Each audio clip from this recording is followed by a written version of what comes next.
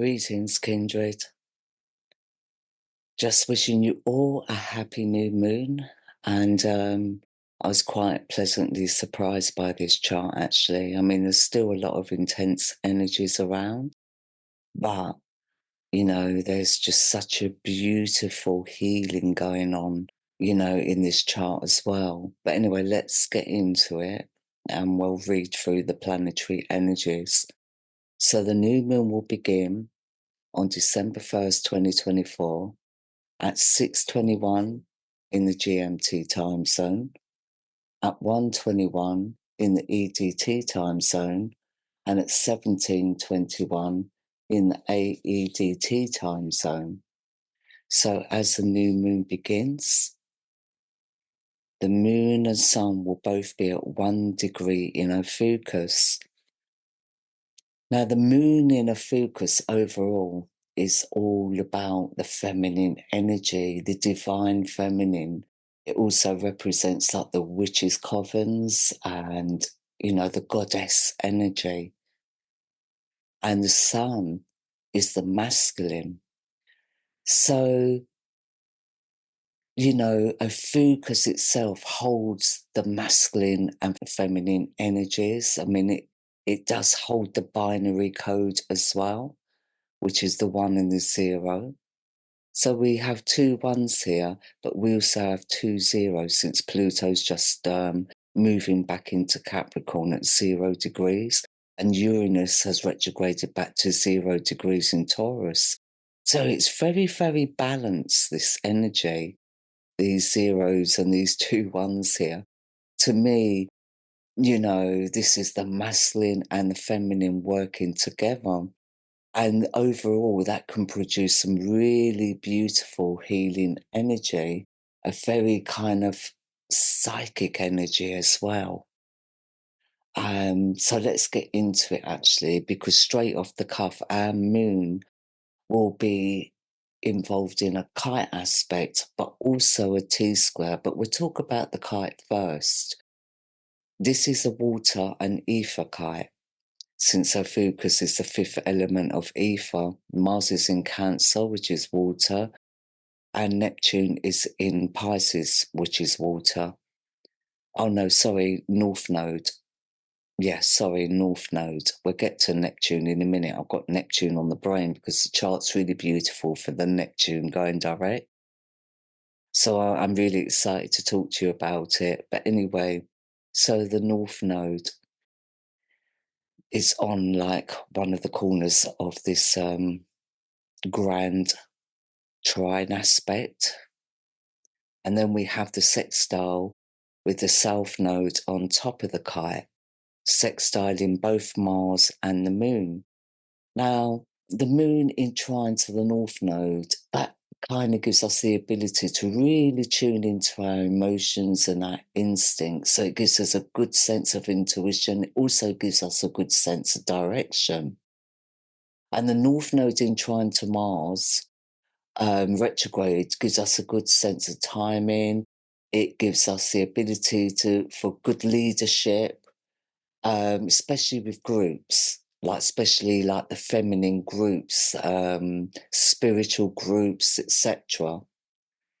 And with Mars in trine to the moon, I mean, that really gives us a strong psychic energy, but it also gives us the ability to control our emotions and, fight for what's right. It gives us a really strong mind. But remember, Mars is in retrograde, or Mars will be going into retrograde, so it's in shadow at the moment. So, with the south nodes being in sextile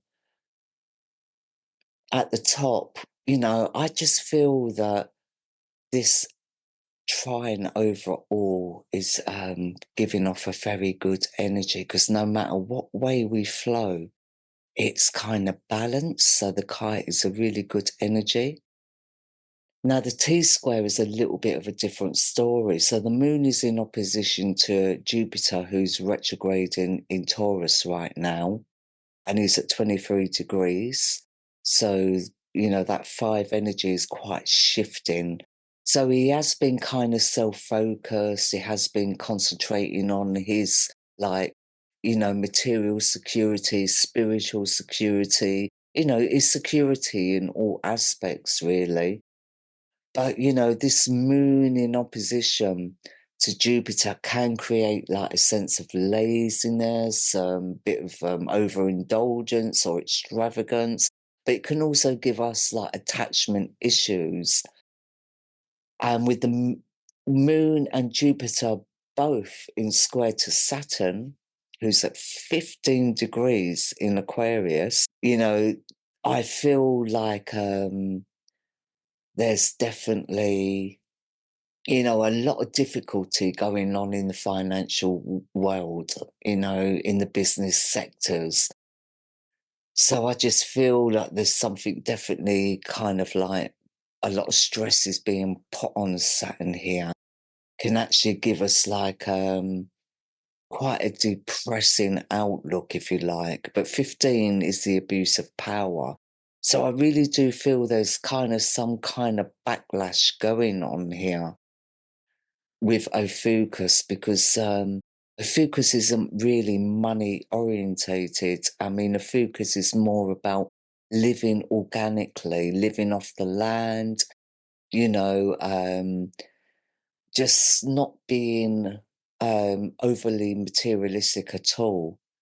Whereas Taurus and Jupiter can be very materialistic, Saturn can be very materialistic, although in Aquarius is more about, humanitarian values or building structures that benefit humanity.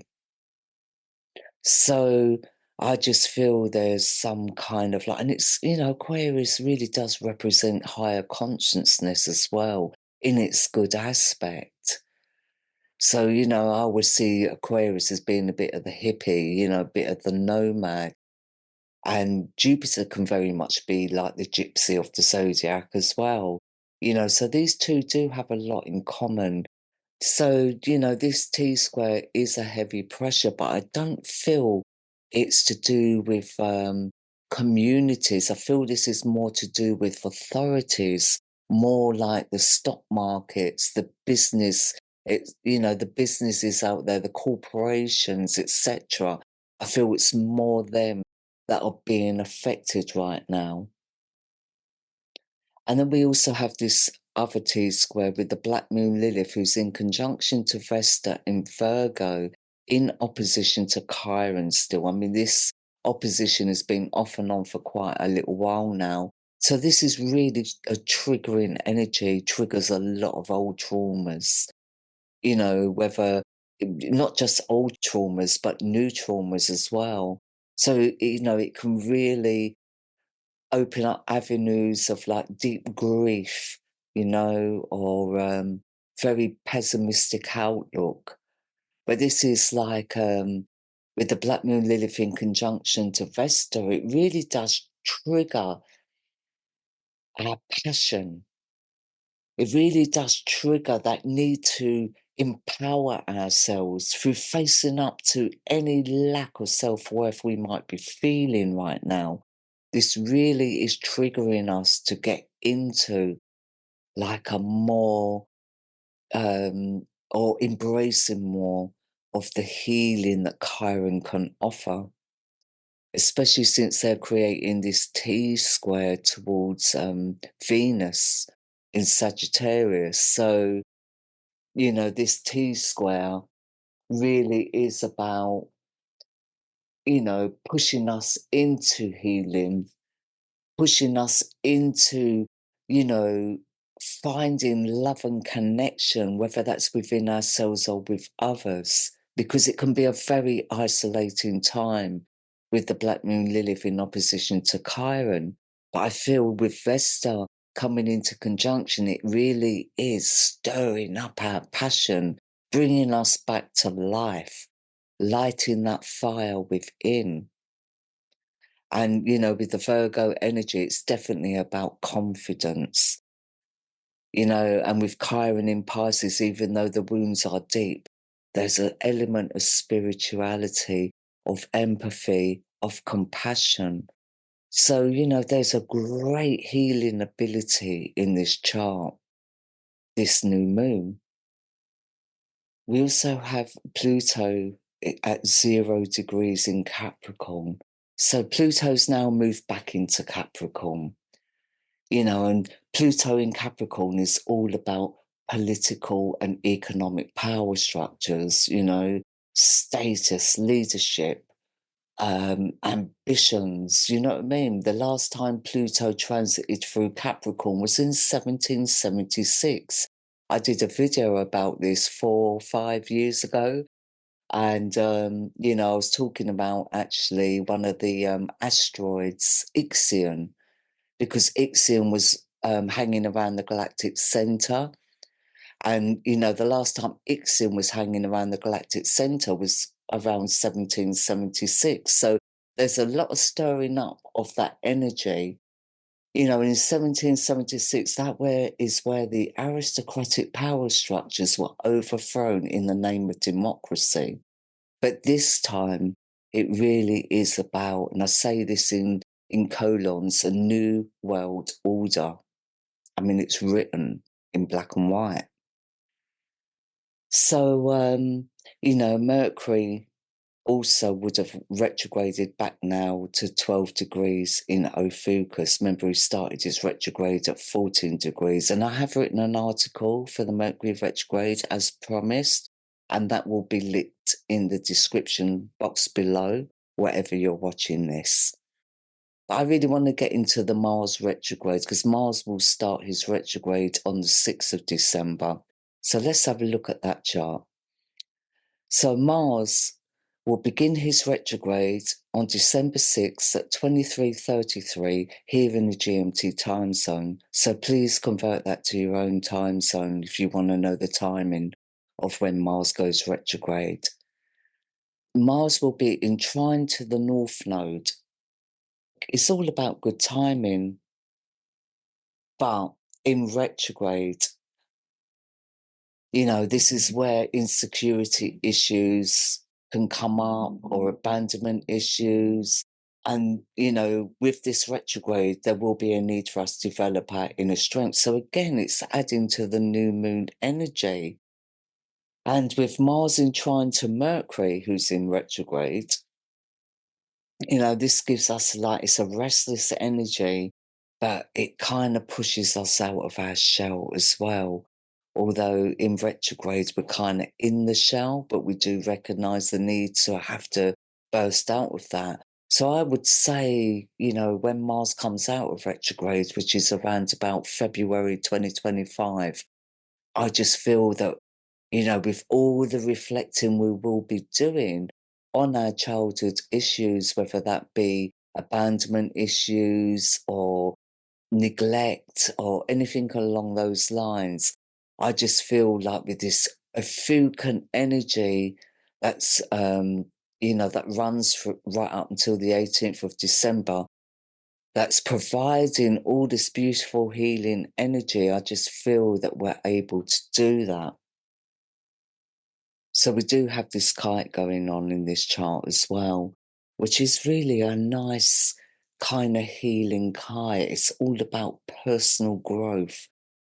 Let's look at it actually. So it's an Earth kite, which is very grounding. It's Jupiter in trine to the moon, who's at 24 degrees in Capricorn. And then the moon will be in trine to the goddess Vesta, who will be at 24 degrees in Virgo. So we've got two 24s here going on.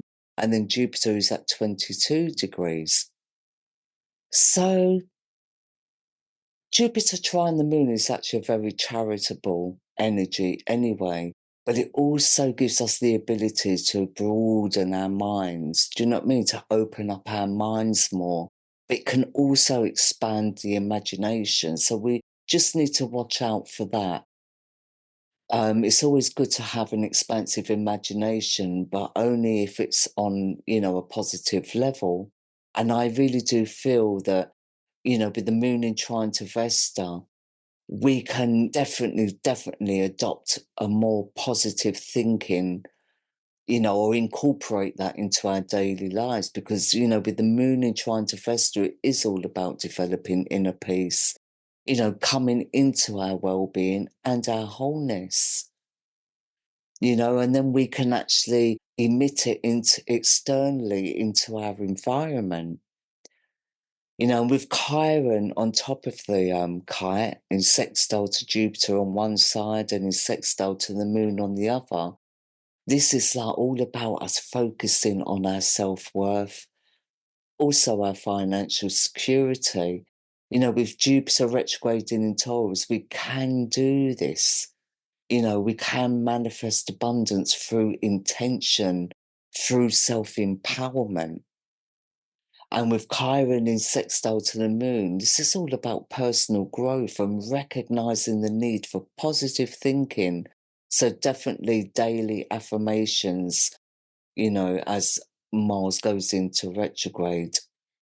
So, for us to be in a good place, we also need to be or feel that we are materially or financially secure, especially with Jupiter in the sign of Taurus, or definitely in retrograde in Taurus.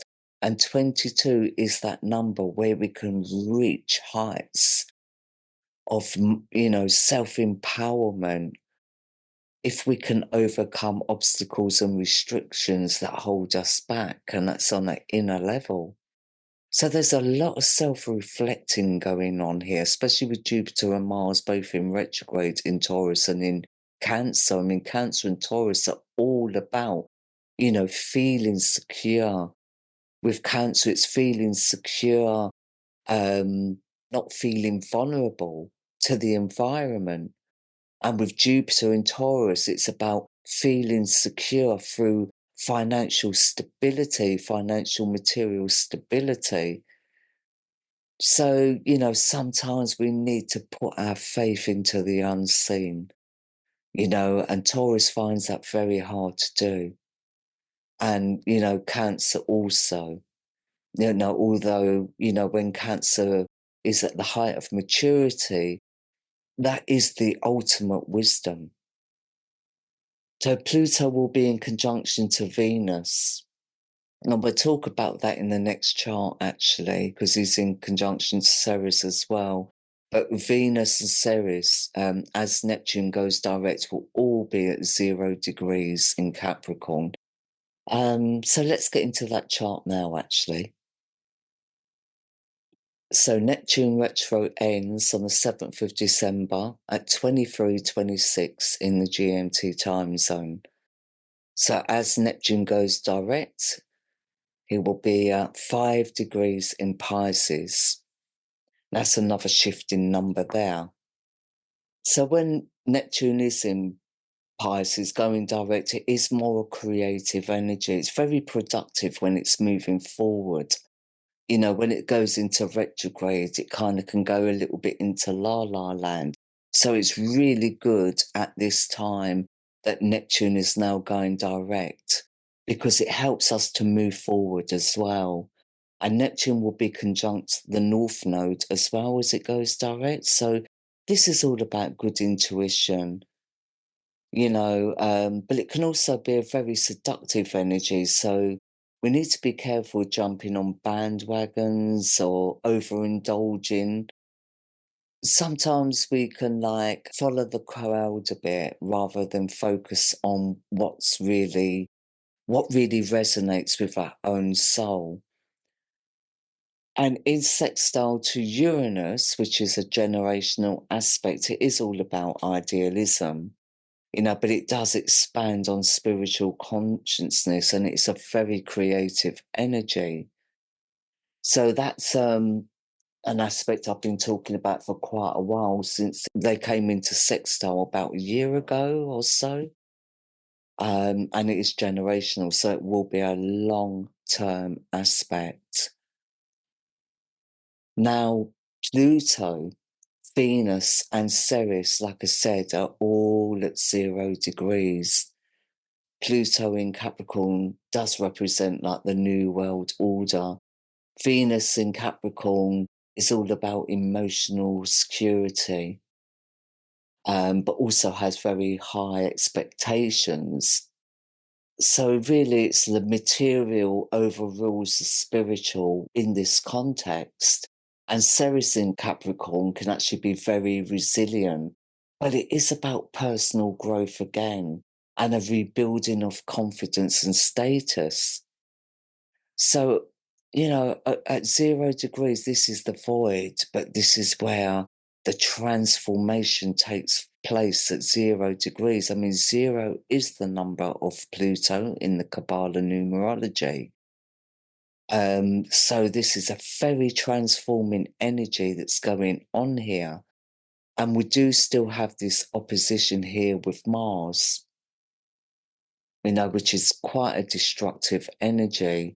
But also, it is definitely about the spiritual versus the material. So, this little stellium here is very, very important as Neptune goes direct. And I feel it's going to be very, very strongly felt. So with Pluto in conjunction to Venus, this is a very passionate energy, but it's also a karmic energy. And in its highest form, it's all about unconditional love and soul connection. So this is where I see a lot of soul connections taking place after this energy kind of subsides as Neptune goes direct. I do feel like leading up to Christmas, we're going to again see a lot of soul connections coming together. We did see that in 2020. I think we saw it again in 2022.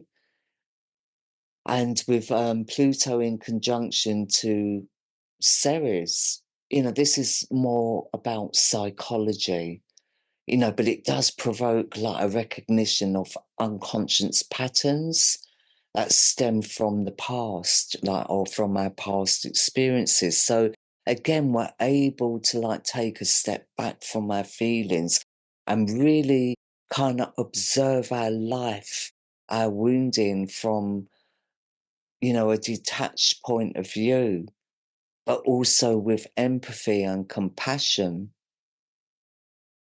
Another thing with this Venus conjunct Ceres energy is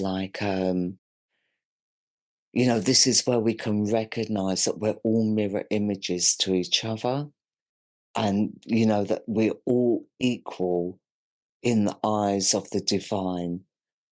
But with that energy, there is also a need to form boundaries. So it all hold elements of wisdom that we need to share with each other to help us all grow, in different aspects. So like I said, like the ego is multifaceted.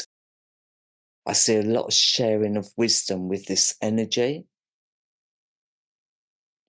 And, when it comes to, again, I always say when it comes to music, art, crafting, anything along those lines, there's no better form of healing. So again, it's a good time for manifestation. It's a good time for positive daily affirmations. It's all about setting our intention, developing our willpower and self-empowerment, inner strength, whatever you want to call it. Because the masculine and the feminine energies are very much going to be in balance for us. And this is in the ethereal. So we can make the most of these healing energies right now, because there's a lot of healing that is needed in this world. Maybe not with us as individuals or personally, but on a global level, there's definitely needs to be a lot of healing. And what we've been witness to as well. Some of us have been witness to things in life more so than others. And that needs to be taken into consideration. So other than that, kindred, as always, I'm sending you peace and much love. Take care.